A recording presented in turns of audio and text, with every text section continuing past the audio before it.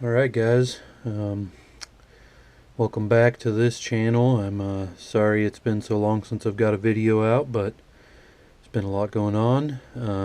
Anyway, today we're doing the most requested video on my channel, which is going to be how to select a controller for what you want to do in slot car racing. I don't own them all. I don't think anybody's owned them all, but I have basically 4 types I'm going to show you today that should give you some insight as to what you need. To start out, this is just a basic DS, what they call a resistor type controller. So it's very basic. It's got a resistor in here with a wiper on it, and this is what is controlling your car. The resistors do have different values depending on what kind of cars you run. Most places that sell this type of controller can help you out. These run 132 and 124 home set type controllers just fine. This brand isn't as easy to get here in the States now, and to be honest, I would probably recommend going with the Professor Motor product over this one. I think they start out around $65 if I recall, and they go up from there depending on the features that you might like. Most of your racing type controllers here in the States are going to be alligator clip style, so you'll have to have some kind of track hookup for that. So anyway, this is your most basic type. Your next step up, which is one that I would recommend for a lot of people, is the DS adjustable controller. This is the PM V2. It has, I think, if I recall, 16 steps in there on the wiper arm, so you get decent resolution out of that. This is obviously your wide open throttle switch, and then your brake switch it's inside of there. It's hard to see in this controller, but basically the main reason this controller is an advantage over the other is you have what is called minimum start speed or sensitivity, which is basically when you just touch the trigger how much power is being transmitted through the controller. So band 1, how much power is there. The more you turn this up, basically the higher the minimum power. And obviously I've found actually as your cars get faster, a lot of times you end up running this higher because they're cornering at higher speeds and you can have a higher initial start speed. The second thing, in one that can be really important and that you would find on your basic controller, would be braking force, and that's this knob here. Braking force is really important for a couple reasons. One is some people struggle to drive with a lot of brakes. It can be more difficult on a lot of cars to do that, but mainly there's cars with gear ratios and tire setups that'll actually lock up the rear tires when you go to full brake, and that can cause you a lot of problems. So that's where being able to dial this down, which you can't do on the cheap controllers, can really make it a lot more fun. Professor Motor makes a controller as well that has just the brake knob, no minimum sensitivity here, and that would probably be the bare minimum that I would recommend for most people. Those DS controllers I showed you before we use for iRock racing here at my house, which basically takes all the adjustment out of it, so everybody has to drive the same thing.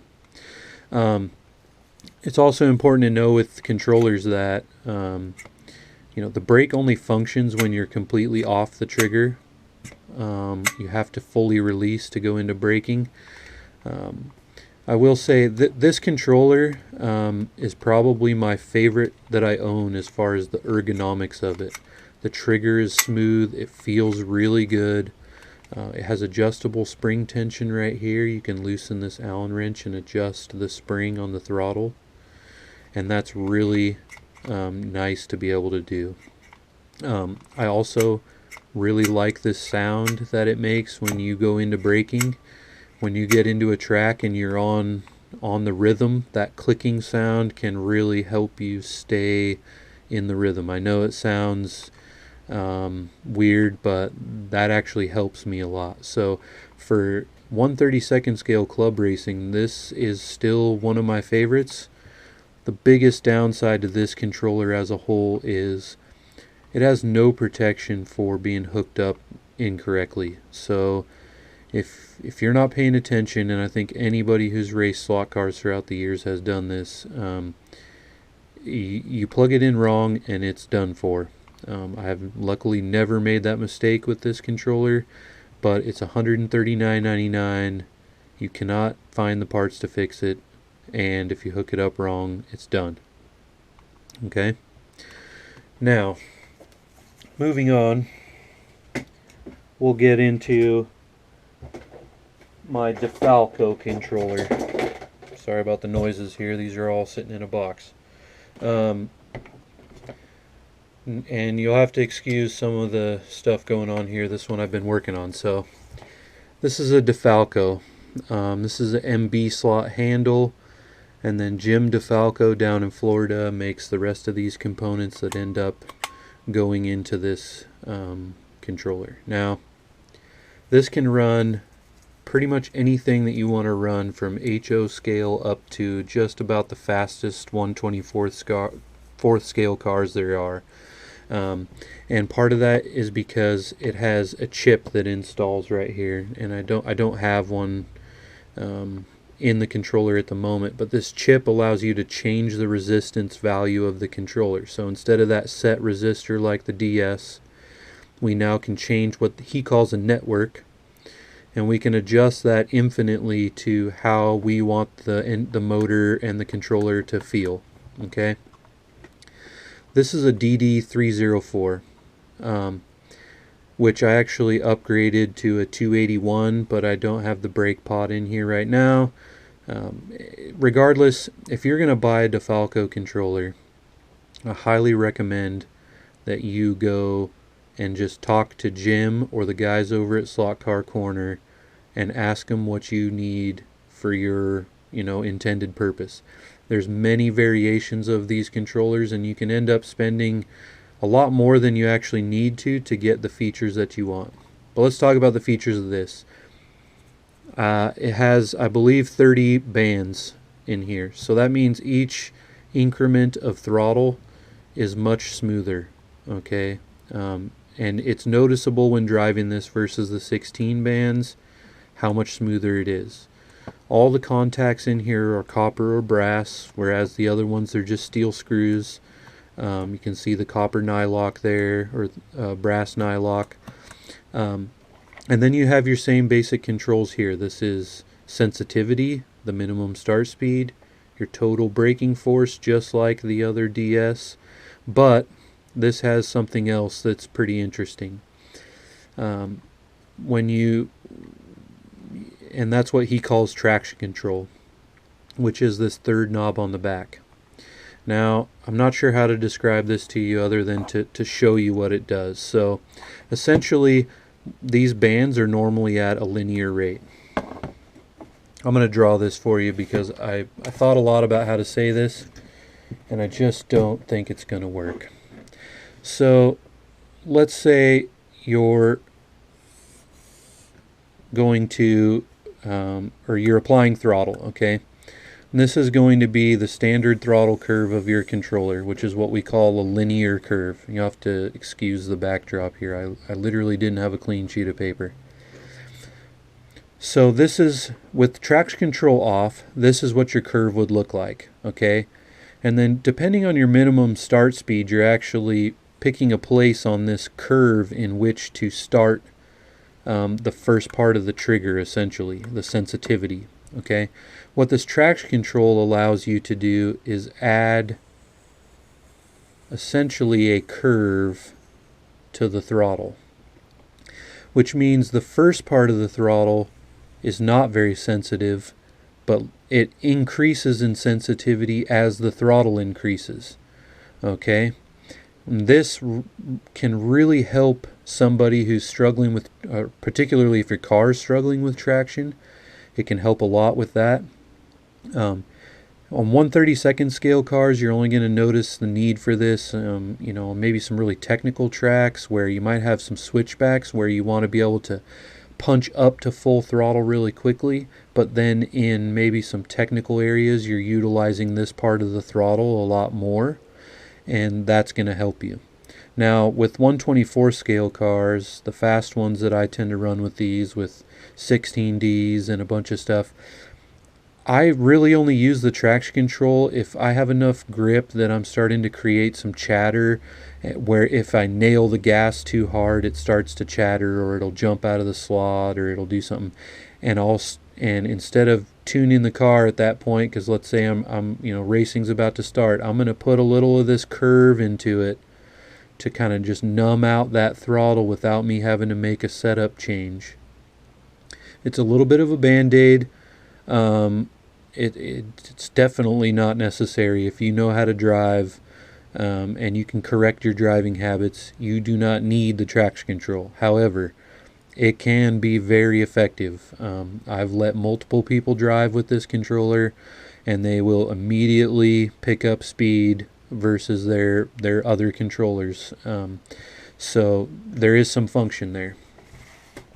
Now, the last thing that this has is what's called a brake choke. Okay, so if this is turned all the way to full on brake and this switch is on, then it's technically in choke. Okay, and which means anytime I'm fully off the throttle right here, it actually bypasses the controller completely, and it uses this relay to actually brake the car. So essentially, it creates the shortest path possible back to the track with the most amount of resistance to try to stop the car. I'm not sure if that's the correct terminology, but that's how it functions. When you let off, it bypasses the controller unit and it brakes off of this unit, which is usually hanging right next to the track, and you get more brakes out of almost any car. Now, why would you want more brakes? Well, there is a few classes we run in particular where brakes make a big difference. We race a 124 scale BRM Group C and Trans Am cars, which, because they have a fast motor and they're heavy and they're geared pretty tall, they have next to no brakes, okay? And that little bit of extra braking force you can get out of this system will make a big difference. Now, for me, it was almost 0.2 of a second per lap, just because I could drive that much deeper into the turns.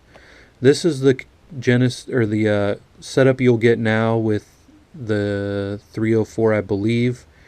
You can also get it with a more compact setup like this, which isn't made for the kind of heat that I run with the 124 setups, but it functions exactly the same way. So if you call up Defalco or you go to Slot Car Corner and you buy what they recommend, and it comes with this module, you're still getting all of that functionality.